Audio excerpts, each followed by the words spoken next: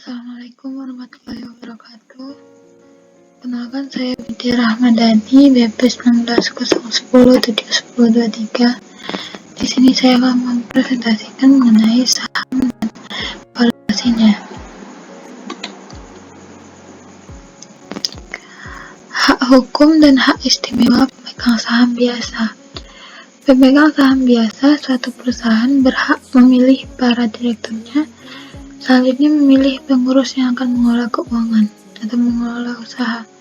Dalam satu perusahaan kecil, pemegang saham utama umumnya juga sebagai presiden direktur dan ketua dewan direksi.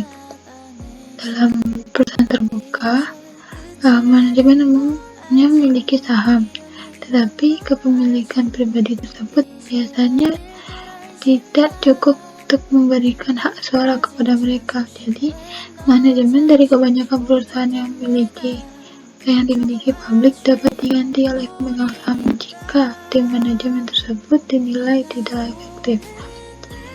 Nah, pertama, perusahaan harus melakukan pemilihan direksi secara berkala, biasanya 1 kali dalam setahun, di mana dengan pengambilan suara yang dilakukan pada saat rapat tahunan, seringkali sepertiga direksi dipilih setiap tahun untuk masa jabatan 3 tahun.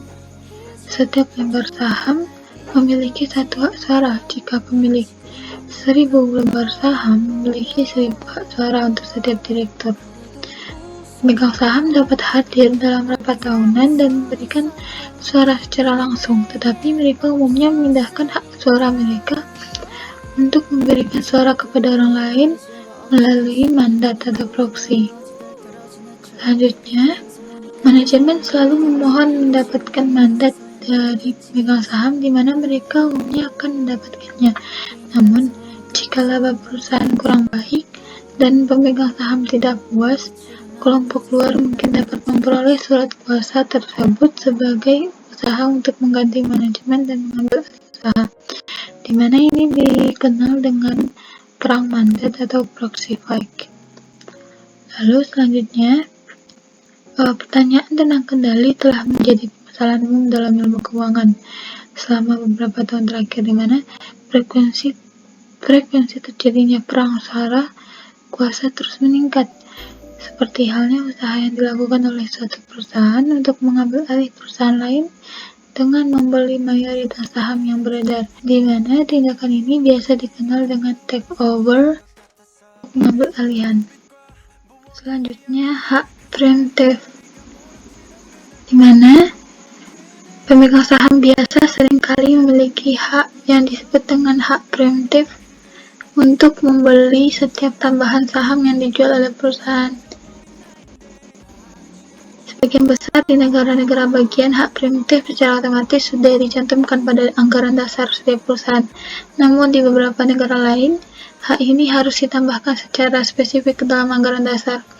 Tujuan dari hak preemptif ini ada 2. Yang pertama, mencegah manajemen suatu perusahaan menerbitkan saham tambahan dalam jumlah besar dan membeli sendiri saham-saham tersebut.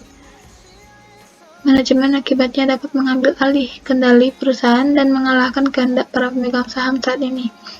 Yang kedua adalah untuk melindungi pemegang saham dari pendilusian nilai, di mana saham biasa yang harga di bawah nilai pasar akan mendilusikan harganya dan memindahkan kekayaan kepada pemegang saham saat ini kepada pihak yang diperkenankan untuk membeli saham baru. Pada itu, hak preemptif akan mencegah hal-hal seperti ini terjadi. Lalu selanjutnya,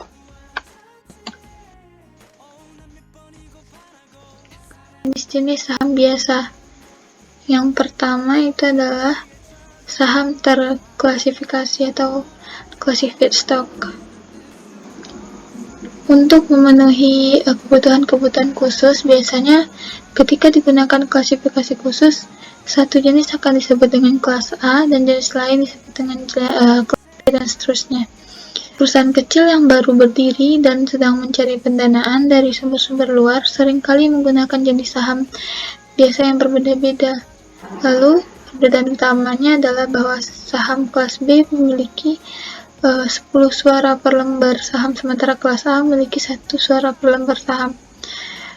Saham yang diklasifikasikan ini memungkinkan pendiri perusahaan mempertahankan kendali tanpa harus memiliki mayoritas saham biasa. Untuk itu, saham kelas B jenis ini seringkali disebut dengan saham pendiri. Struktur ini seringkali dikritisi karena memungkinkan orang dalam untuk membuat keputusan yang berlawanan dengan keputusan mayoritas pemegang saham.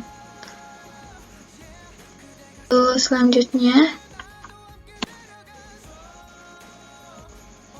harga saham versus nilai intrinsik. Nah, mengapa investor dan perusahaan memperhatikan nilai intrinsik ini? Di sini kita menekankan perbedaan antara harga saham dan nilai intrinsik. Harga saham adalah harga pasar saat ini dan dapat diketahui dengan mudah bagi perusahaan publik. Sebaliknya, nilai intrinsik yang mencerminkan nilai sebenarnya dari saham perusahaan tidak dapat diketahui dengan mudah sehingga harus diperkirakan. Apabila pasar saham efisien, kesenjangan antara harga saham dan nilai intrinsik tidak terlalu besar dan tidak terjadi dalam waktu yang lama. Namun, di beberapa kasus, harga saham perusahaan individual dapat lebih tinggi atau lebih rendah daripada nilai intrinsiknya. Mengapa investor dan perusahaan memperhatikan nilai intrinsik? Karena ketika berinvestasi di saham biasa, sasaran seseorang adalah membeli saham yang dinilai rendah, yaitu harganya di bawah nilai intrinsik saham, dan menolak saham yang dinilai tinggi. Dimana konsekuensinya, analis Wall Street, investor institusional yang mengendalikan reksadana dan dana pensiun, dan banyak investor individual lain yang tertarik menemukan model andal yang dapat membantu memprediksi nilai intrinsik saham. Investor tentu saja sangat memperhatikan nilai intrinsik, tetapi manajer juga harus memahami bagaimana nilai intrinsik diestimasi. Pertama, manajer harus mengetahui bagaimana berbagai aksi dapat memenuhi harga saham. Model nilai intrinsik yang kita cukup membantu menunjukkan koneksi antara keputusan manajerial dan nilai perusahaan. Kedua, manajer harus mempertimbangkan apakah saham mereka dinilai lebih rendah atau lebih tinggi sebelum membuat keputusan pasti. Selanjutnya,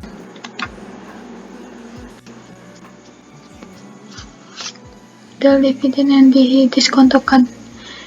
Investor marginal adalah perwakilan investor yang tindakannya mencerminkan keyakinan orang-orang yang saat ini memperdagangkan saham. Investor marginal lah yang menentukan harga saham. Satu itu imbalan hasil dividen atau dividen yield adalah dividen yang diharapkan dibagikan dengan harga saham saat ini. Lalu yang kedua, imbalan hasil keuntungan modal atau capital gain yield, yaitu keuntungan modal yang sepanjang 1 tahun tertentu dibagi dengan harga awal. Lalu total pengembalian yang diharapkan, yaitu expected return, adalah jumlah imbalan hasil dividen yang diharapkan dan imbalan hasil keuntungan modal yang diharapkan. Seluruh investor aktif berharap mencapai tingkat pengembalian di atas rata-rata, di mana mereka berupa pengidentifikasi saham yang nilai intrinsiknya melebihi harga saham saat ini, serta pengembalian yang diharapkan oleh investor melebihi tingkat pengembalian yang diminta. Lalu selanjutnya, dividen yang diharapkan sebagai bisnis nilai saham. Nah, harga saham akan ditentukan dari nilai sekarang, aliran arus kas, dan persamaan valuasi dasar saham sama dengan persamaan valuasi obligasi. Apakah arus yang diberikan perusahaan kepada pemegang sahamnya?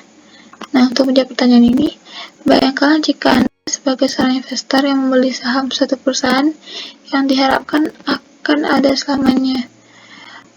Anda bertujuan memilikinya untuk selama-lamanya. Dalam hal ini, apa yang akan Anda terima adalah aliran dividen, dan nilai saham hari ini dapat dihitung sebagai nilai sekarang dari aliran dividen yang tak terhingga, di mana nilai saham sama dengan PV atau present value dividen yang diharapkan diterima di masa depan. Nah, dengan kata lain, arus kas yang diberikan kepada pemegang saham hanya akan terdiri atas aliran dividen saja, kecuali perusahaan itu dilikuidasi atau dijual ke pihak lain. Jadi nilai selembar saham harus ditentukan sebagai nilai sekarang dari aliran dividen yang diharapkan tersebut. Baiklah, terima kasih atas perhatiannya. Saya sudahi. Assalamualaikum warahmatullahi wabarakatuh.